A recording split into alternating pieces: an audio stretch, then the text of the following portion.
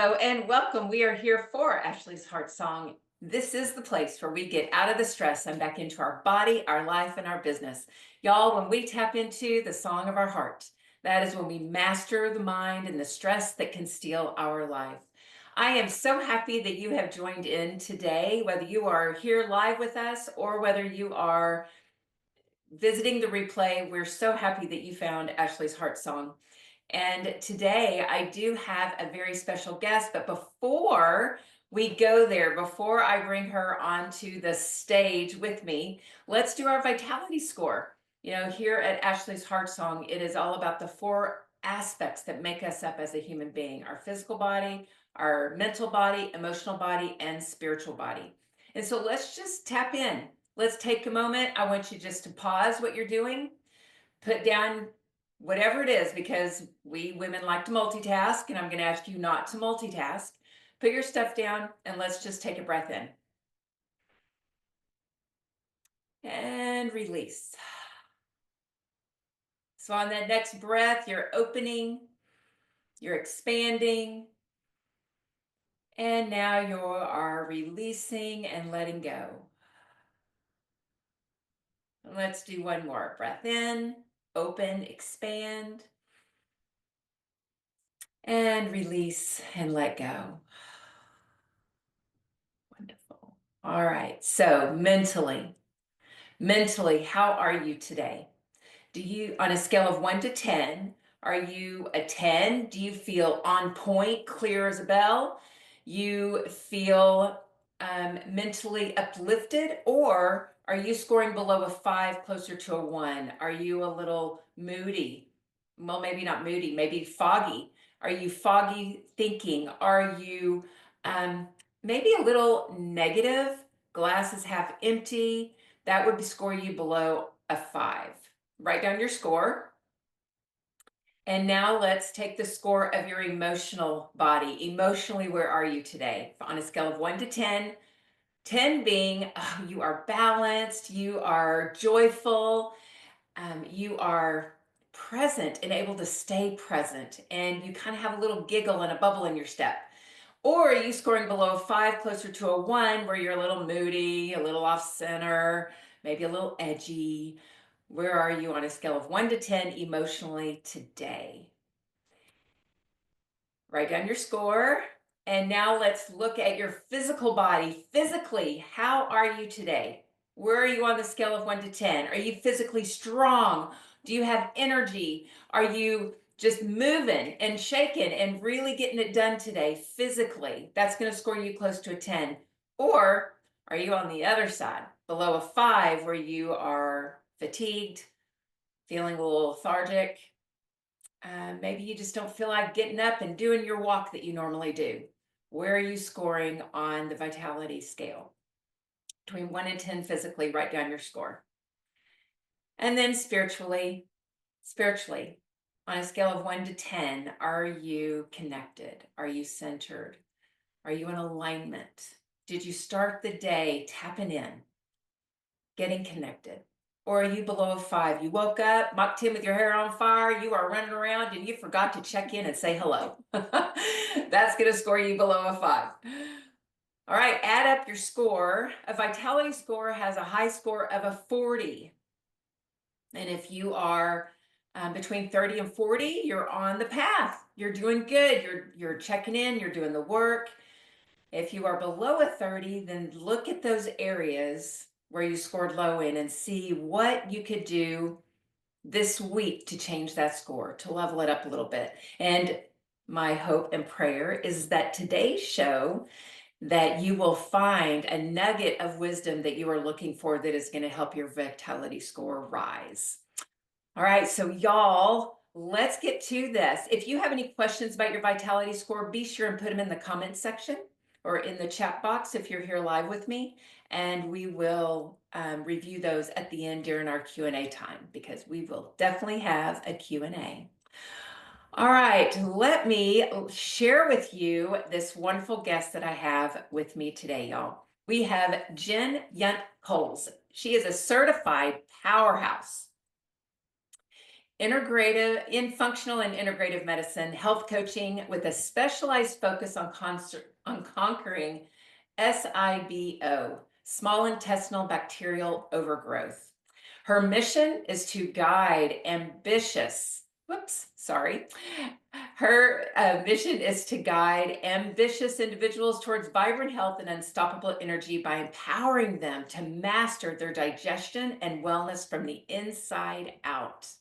Jen's own decade-long health journey, from gluten intolerance and debilitating abdominal pain to overcoming SIBO, candida, and chronic stress, fuels her passion and expertise in helping clients unlock their best selves. Jen, welcome, welcome, welcome to today's show. Let me bring you on here with me. Add a pin, and here we go. Welcome. I'm so happy you joined me. Hello. Thank you so much for having me. This is going to be so fun. It's gonna be fun. This is such a great topic because so many women have issues with this. They're talking about Yes. their bloating and their gassy bellies and all of that, and it's never comfortable. Never comfortable. Yes. And it's also very embarrassing for most of us women to talk about, even with each other. So sometimes we keep it in and keep it to ourselves, and then we're suffering alone, right? So it's a really important topic, and I'm glad we're going to get to dive into a little bit about it today. Me too. Me too. So, Jen, would you start us off by telling us about your personal story? Because we know that if you're coaching this, then that means that it most likely happened to you. You Yes. share with us. Yeah. Yeah, like many of us in the functional medicine world, we got there because we had our own journey that we went through, and then it becomes our passion and our mission, right? For me, I like to tell this story. I was the kid in the nurse's office when I was growing up in elementary school, back when they had nurse's office, right? My stomach was always hurting, and I was just spent my whole childhood and adolescence constipated, living on Metamucil and that gross stuff my mom used to make me drink, and kind of just trying to navigate it as best I could. As a teenager, I was also kind of an overachiever and, straight A student, constantly doing this club and that club and sports and whatever. And I was a gymnast, so I didn't want to be bloated either when I was like out there, trying to do my routine and things like that. And so I would kind of self-medicate, right? And if I had a stomach ache, I'd take Pepto or Mylanta, and it would just make things worse. I also, was really kind of addicted to taking ibuprofen every day, which in hindsight, now I know just makes everything worse. So I was really stuck in a cycle back then. And even into my 20s, and when I got married, I entered this new phase of not wanting to poop in the house because my husband was there and I didn't want him to know what was happening, and things like that. And, I eventually had my two children. I had them back to back. And that really took a toll on my body and my immune system, my energy level. And, I was just kind of in survival mode at that point with two littles and doing the best that I could. Because I am such a, kind of what I like to call a high achiever or go-getter type person, I'm constantly trying to look for a new project or, new career to start and things like that. I'm kind of what I like to call a serial entrepreneur. And so I don't know if any of your audience can relate to that kind of idea, but I like to try new things. And along in that journey, I had started, well, I guess I could go back in time. I started out working in museums and galleries and then doing art conservation. And so then I was exposed to many chemicals. And of course, I was young and didn't know better. And that eventually was part of my picture as well, having all that toxic load. I was in a car accident, so I decided to search out some alternative modalities for pain management at that time in my mid 20s. And that was my first taste of what we call alternative medicine, kind of getting back to basics, using acupuncture and studying Chinese medicine. So I did that for a while. And then this is also during the time where I figured out that I was having an antibody reaction to eating wheat. So I'm actually not considered a celiac, but I do have gluten intolerance and I cannot have wheat because my body just goes on attack.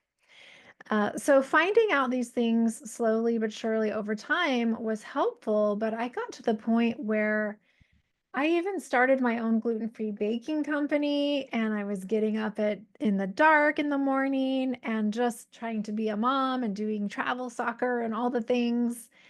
And eventually that all caught up with me. And I ended up with broken heart syndrome, which the fancy word for that is Takotsubo myocarditis. And that is a condition that we often suffer from well, it's kind of rare actually, and usually folks who have been married for 50 years and they lose their spouse, those are the ones that end up with this condition. It's such a stressful, high grief situation, right? And so it takes its toll on your heart. And I was in my early 40s when that happened, and that was a wake up call for me. And I just realized, whoa, I need to slow down. I've been living my life on, burning both ends of the candle, as they say. And so that was a wake up call for me. And interestingly, after decades of being constipated, I ended up having chronic diarrhea after this event. And some more of my study in traditional Chinese medicine, there's this idea of energetic meridians. And we know that our heart is intimately connected with the small intestine, which I thought was very interesting. And so that kind of, put me down another rabbit hole of figuring out how can I help myself.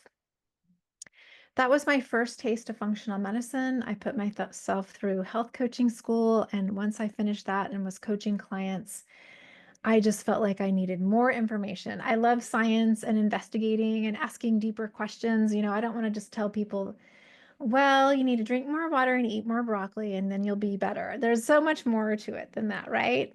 And so I put myself through functional medicine school. And once I cracked the code on, we call it SIBO, SIBO, small intestinal bacterial overgrowth. Once I cracked the code on that for myself, after years of debilitating diarrhea, being stuck in my bed, not being able to travel or do anything, eat certain foods, go out with my family or friends.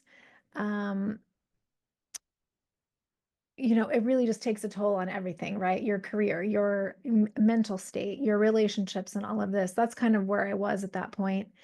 I finally just decided, Jen, you have to figure this out for yourself because no doctors are helping. They're throwing up their hands and giving you antidepressants. I don't know if that sounds familiar to any of your audience as well, but sometimes doctors will do that when they don't have other answers. And so anyway, here I am. Word got out that I had cured myself of SIBO and also helping my own clients overcome SIBO and helping them feel hope again, I think was the big mission there because many of them feel isolated and depressed or anxious.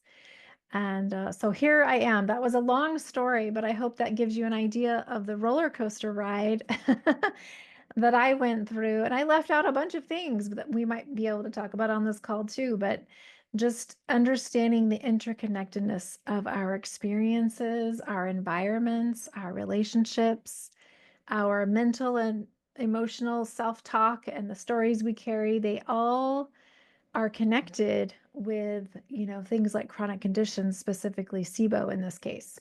Yeah. Okay, take it away. Ask me something else.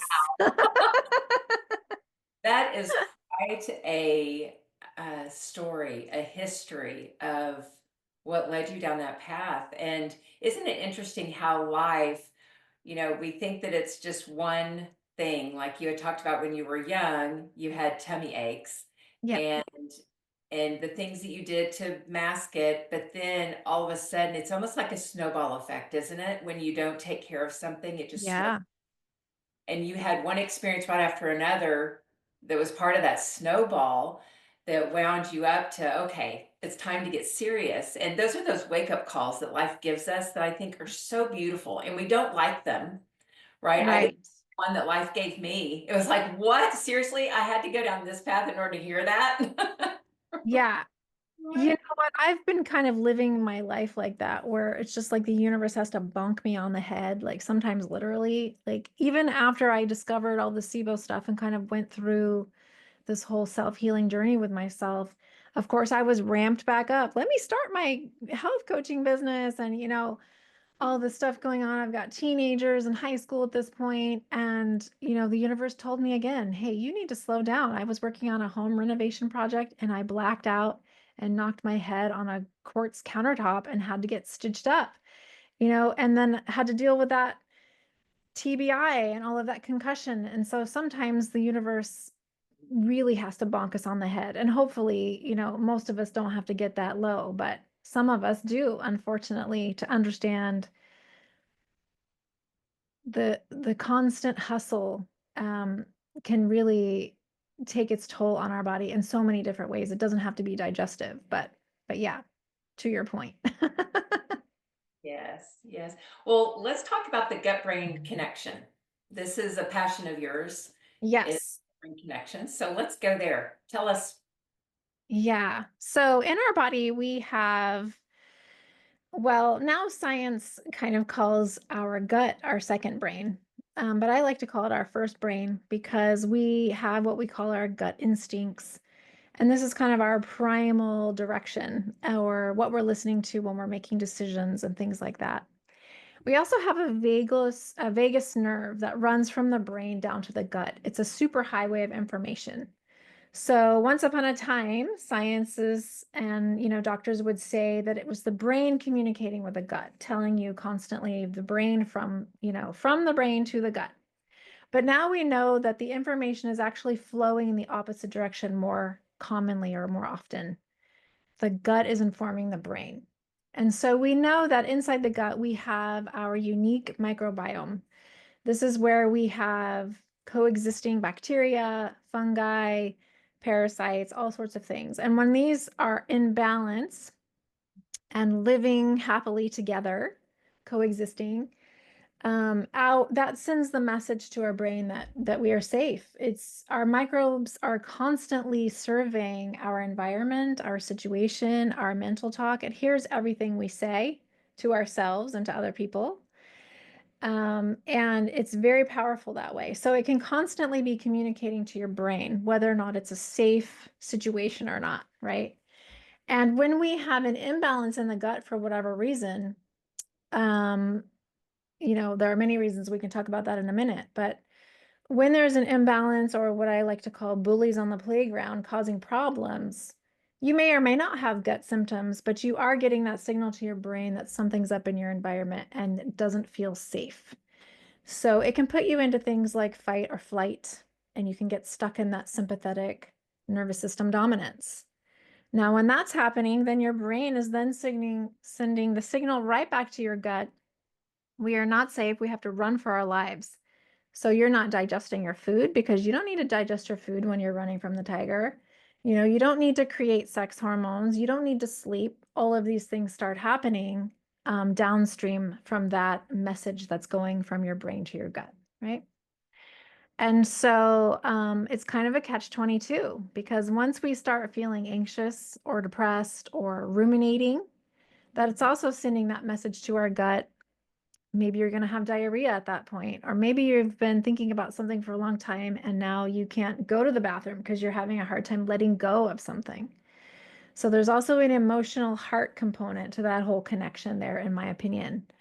And so it's really important. Lots of research is coming out now where they're trying to find specific strains of probiotics, for instance, that help your mental health and your emotional health because of that connection that they're discovering. We've known this for a long time, but sometimes the medical world takes a little while to catch up. Yes, they do. Yeah. Yes, they do.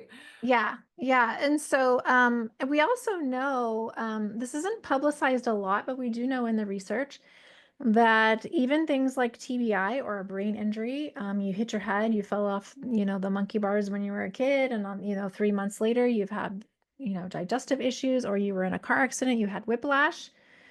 This has been a root cause for me and my SIBO. It's that connection between what's going on in the brain and what's going on in the gut. Yep. Yeah. So maybe I'll go on a little tangent here and just say there are many causes for things like SIBO. And TBI is one of those things.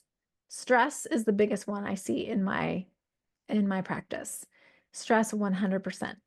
When you are stressed, again, you're turning off things like digestion. You don't have that proper motility, and you can start creating an atmosphere or an environment in your small intestine where there is bacteria that become, I mean, food particles that become fodder, a buffet for bacteria. So it's a really important to have everything moving properly and optimally through the system as it should. And, things like stress will just turn that right off. Yeah. For sure. So those people who are experiencing that unrest, what are 1 to 2 things that you recommend people doing to optimize that gut-brain axis and function? Yeah. So I'll just speak from personal experience really quickly, and then I'll tell you what I use in my practice. So after I've had this head injury, a lot of my focus is on how to calm the inflammation. And we know for gut conditions, there's also a lot of inflammation going on. So that's kind of a really great two birds with one stone type of way to look at it, right? Reducing inflammation. So that can look like things like reducing your stress, obviously, delegating to other people, giving some of your jobs away, taking some things off your plate, getting optimal sleep. When you're asleep, that's your healing time. That's when everything is working in your favor to try to work itself out and feel better and to heal itself. Um, using things like omega fatty, oh my gosh, now I'm forgetting how to say that. You know what I mean? Essential fatty acids. There Speaking it of is. speaking of cloudy brains, and things like certain herbs that are really great for uh, anti-inflammation. So things like boswellia or turmeric and things like that are really great. I like to always kind of go to foods and herbs first before any kind of over-the-counter anti-inflammatories because of course we know that can affect your gut. What was your question again? You said, how do I address gut-brain access issues? Yeah, so of course, the number one thing is going to be addressing any kind of microbial imbalances in the gut, right? So getting to the kind of that root cause and addressing that. So in my practice specifically, we're talking about SIBO, but I do see people with other conditions. And interestingly, I'll just share this with your audience in case they don't know. Studies vary on this, but they're saying now that upwards of 60 to 80% of folks who have, received that blanket generic diagnosis of IBS actually have SIBO going on there. And so that's a pretty high percentage because there are a lot of people complaining about IBS symptoms, right? And so I think I'm going on a tangent now, so I'm going to give it back to you there. I love that though, because so what would be the main difference between IBS and SIBO? Yeah, so IBS, irritable bowel syndrome, is just kind of a catch-all diagnosis that doctors use when they don't really know what's causing your symptoms. And mostly those symptoms look like gas, bloating, diarrhea, or constipation, kind of that unpredictable picture. SIBO includes all of that plus more. So one way you can kind of maybe self-assess is after you eat your meal, are you bloating between an hour or two afterwards in that area right below the navel in that small intestinal area? That is a really big sign. If you start having rashes or body pain or brain fog or headaches, heart palpitations, even increased gas and bloating with certain types of foods like garlic, onions, cruciferous vegetables, dairy, even coconut for some people, things like that. Those could be clues as well.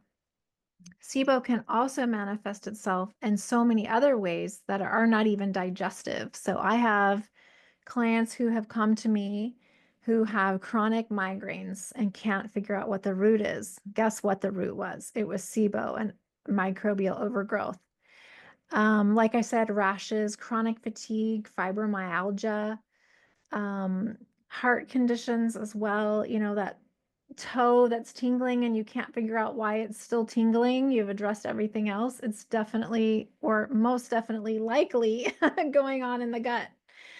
Um, and there's a third type of SIBO that's not studied as much as the other two called hydrogen sulfide. And this is when you're having a sulfation or a buildup of sulfites in your body, and it's quite toxic. And that can cause things like the sweating and the heart palpitations and the anxiety, poor sleep, um, bladder pain, for instance, or vulvodynia for women. So there are many things that it could manifest as, just depending on your unique body. Yeah, so it's quite a lot, right? It I is probably forgot some. more than what I thought. So Yeah, much. That is amazing. So, people that I was looking at your website and you have a lot of resources and guides. I noticed your guides on there that's very accessible. yeah, And so I highly recommend if any words that Jen is saying is just triggering something in you going, oh, maybe that's what this is, then go to her website and look at her information. You even have a test that people can take, right? yeah. It's like a quiz or an assessment, and there are so many questions on there that may not even seem digestive related, but can be a clue for something like SIBO. Yeah, so it's a really great way to just kind of dip your toe in and start getting some answers. And then it'll like tally your results or whatever and kind of give you an idea of whether or not you're at risk for having something like SIBO. There are many things that can lead to SIBO. We talked about the stress and, the medications or head trauma, things like NSAIDs, but also, how many people in this country are on PPIs or acid suppressants? That's a huge root cause for SIBO. Having your gallbladder removed, unfortunately, surgeons are like, you don't need your gallbladder. Well, guess what? Your gallbladder is super important. So if you're missing your gallbladder, you're putting yourself at risk, or you may be at risk for something like SIBO. So different surgeries and things like that. Like I said, antibiotics are definitely a culprit, and we know how much or how often people are being prescribed antibiotics as well. So there's many, many root causes. Yeah. So this um, SIBO, any gut issues to me really does mess with how we feel inside about ourselves. And, Yeah. whether it's our creativity, our joy factor, just feeling peace within. It's kind of hard to feel peaceful when you've got this gut that is just bloated and not feeling good. So, what are your favorite joy activators that you can share with the audience? Yeah, I love talking about joy activators, you guys. So, my personal favorites are so I've been playing guitar and I write music, and I recently just started voice lessons, which sometimes is really embarrassing, but is also bringing me lots of joy. I like to hang out with my kids. I've got two teenagers now in college, so things have shifted a little bit, and they're like amazing people. So I like talking to them. Um, there are some other things that I like to do that bring me joy. I am a huge proponent of taking a hot bath and just vegging out at night. So that brings me lots of joy. But yeah, just like being creative, painting, renovating my different projects in my house, things like that really bring me joy. And this is a huge conversation I have with my clients too, because people have been dealing with all of this stuff, like you mentioned. It takes a toll on your mental state and your drive and your mojo and your libido and all the things. And you can feel so isolated and alone and frustrated and overwhelmed. And so it's really important to just find little tidbits throughout your day. What's going to bring me joy so I can help reset, right? So those are some of the things I like to do. I'm curious, Ashley, what do you like to do as your joy activators? Yeah, I was just thinking about that. Mine is barefoot walking. Oh, I okay. go out and barefoot walk. Yeah, that's awesome. So do you live like near a forest or a beach or something, or just out and about in your neighborhood? Yeah, I live on a piece of property, so I'm kind of out in the country. Mhm.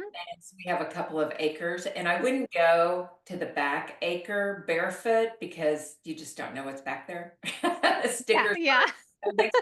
but in our big backyard area, there's lots of room for me to move and Yeah. walk. Yeah, That's wonderful. I love that for you. Yeah, connecting to nature and grounding. That is huge for a self-healing journey for sure. Yeah. one of my favorites for Yeah, sure. love that. Yeah. So, what are some favorite somatic activities for releasing trapped energy? Yeah, yeah. So I don't know if you know about human design, but I found out in the last couple of years that I'm a projector. So I'm constantly absorbing other people's energy. And this was such a huge light bulb thing for me because I'm like, oh my gosh, this whole time for decades, I thought I was just a weirdo. But actually, what it is I'm just open to receiving everyone's energy. And so grounding and somatic work has become a huge part of my own self-healing journey. And some of the things I like to do, even when I, like, say I go to the store, right? And I've been around all these people, or like I went to a music concert recently, I came home and I just like shake it out. Literally just shaking, kind of like how an animal does, or like when your dog does, like after someone comes to the door, right? And then they just like shake it out afterwards. Um, I also love to dance. That's just my thing. I love to turn the music up. I like to do that with my kids too. We just have a dance party whenever we feel like we're gonna lose it because we have too much going on. But yeah, I don't know if this is technically a somatic thing, but I will do stretches and bouncing on my, what do you call those? Exercise balls, putting my feet up on the wall. And I also love to do qigong. I do that between my clients to release the energy, just to move the air and that kind of thing. So I know that you've talked about somatics on your show before, and so it's coming into the mainstream a little more than it used to be. Yeah, Yes, it's great. yes. When I was first starting out as personal fitness trainer, one of the things that I would do is go to businesses and they would hire me to do stretch breaks during their, when people would normally go for a 10 or a 3 o'clock break, instead of going to the break room to Oh, break, I would go to their area and I would yeah, lead them through a series of stretches and things. And back then it was just such a basic and it wasn't even heard of really, right? yeah, That how important it was to move between, the hours that you're sitting and to get all that energy, moving and out of your body. And so yeah, starting out that way and then how watching how that whole industry has just evolved in yeah. it's now I've talked about quite a bit how important it is to move the energy and to be in circulation instead of. Yes, that is so juicy, especially for folks in our country because everyone's on a grind and they're at their desk. And even when they're not at their desk, they're on their couch on their phone. And it's just like there's no movement. And that's important for lymphatic drainage and elimination, staying regular and having regular bowel movements and just having like mental clarity because everything just gets clogged. It's like we have to move it and then take it out, right? So, yeah, I love that. And you know what? I'm just gonna put a plug in for that. Like, I think more corporate and business places need to have something like that for sure. For Yeah. sure. Yes, agreed. Beautiful. Yeah. Well, what a pleasure it's been to have you on the show, Jen. I want Yeah, thanks. everybody to go to her website. She has a plethora of information for you, resources, guides, the little assessment quiz, and lots of other information. And we'll add that to the replay information. We'll Okay, get it great. posted. That will be there for everyone as well. Let's see, was there anything else you would like to leave the audience with before we go over to our Q&A? Oh gosh, that's always such a big question because I could just talk about this stuff all day. Honestly, I feel like my big message for everyone, especially women at this point, who's, makes up a big majority of my practice, creatives and corporate types, we have such drive and vision for ourselves, and sometimes we get stuck in chronic illness for whatever reason. And I just want to encourage people to, one, be their own best advocates, keep asking questions, doing your research, right? If you are working with a doctor who is not open to what you're saying, find another one. And the second thing is really having some real talk with yourself. I didn't just get here overnight. What lifestyle habits am I still stuck on that may have gotten me here? Is there a conversation I need to have with someone so I can release some of this pressure in my body, right? Asking more questions of yourself and then being open to the answer so that you can make real change. I see people come in my practice all the time who, intuitively know this, but they're still stuck in the tunnel vision of what's going on in my small intestine and they want to just like go after that one thing.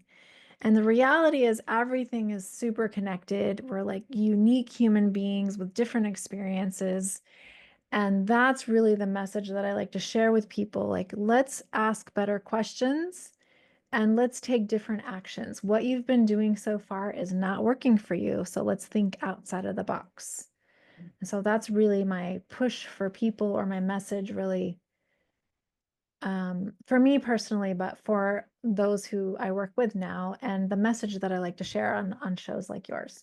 Yeah, Beautiful message. Yes. thanks. Jen, thank you. Thank you so much. Thank Y'all, you. It's been fun. it's been fun. I'm sure we could probably go on for a long time. Yes. I love it. All right, everyone. Thank you so much for joining us today for Ashley's Heart Song. We are going to hop off for our Q&A with the live audience. Be sure and join us next week as we continue to armor up our lives. See you then.